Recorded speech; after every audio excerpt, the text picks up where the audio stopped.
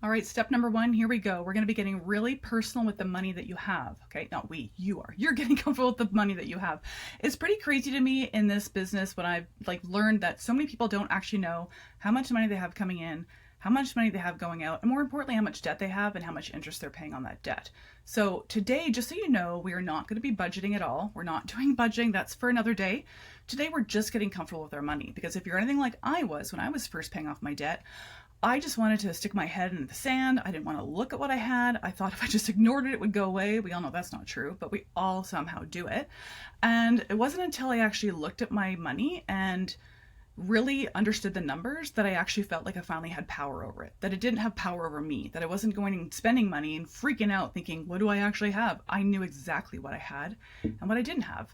So the first step in this whole 6-step process is to get personal with your money. So the way you're going to get personal with your money is you're going to make a money date. And I think what's really important when we're discussing money, when it's something we're really uncomfortable with, it's something we've avoided looking at, I think it's really important to put yourself in an environment that you're comfortable in. Whether that's in your bed, surrounded by your favorite duvet and your cup of tea beside you and your favorite journal, or if it's at your favorite cafe, having your favorite coffee, whatever it is, I think you really need to put yourself into a comfortable environment when you're looking at something that's really uncomfortable to deal with. So do yourself a favor, figure out what's comfortable for you, and have a money date in that place.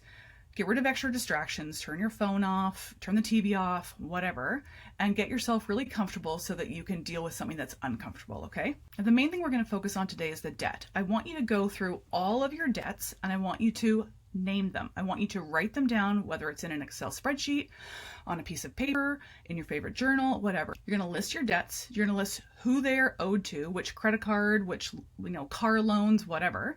You're going to write how much you owe, and you're going to write down what the interest rate is on that loan. It's really, really important to know the interest rate, because that is going to help you determine how you're going to pay down your debt. Now, once you have all of that done, you're simply going to take those numbers and you're going to put them in order from highest interest rate to lowest interest rate. So the entire loan, if it's a credit card and you owe $10,000 on it and it's a 21% interest rate, credit cards are notoriously the highest interest rates. That's going to go at the top of your list, and then down from there. Pin this somewhere in your house, put this somewhere visible so that you see it every day, not as a way to punish yourself, to be like, look at all the debt you've gotten yourself into, but as a way to say, I'm on my first step of the strategy of getting rid of this. This will not have power over me anymore. I now know what I owe, and I'm going to pay it down. All right, so that's the first activity. That's the first thing you're going to do. That's all we're focusing on for this first thing. You're making a money date for yourself. You're going to get comfortable with your finances.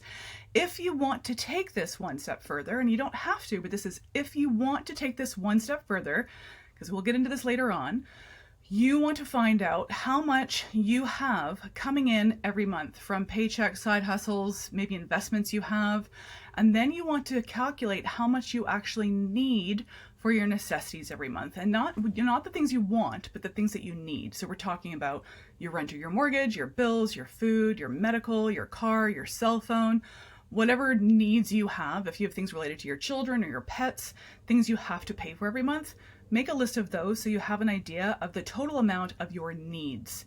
So that's going to help you figure out whether or not you have a surplus each month or if you're in the red each month. And that is not something you need to stress about today. That's just something extra if you want to do it to prepare yourself for later on, okay?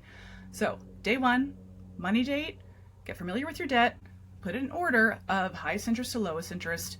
We'll see you in the next video.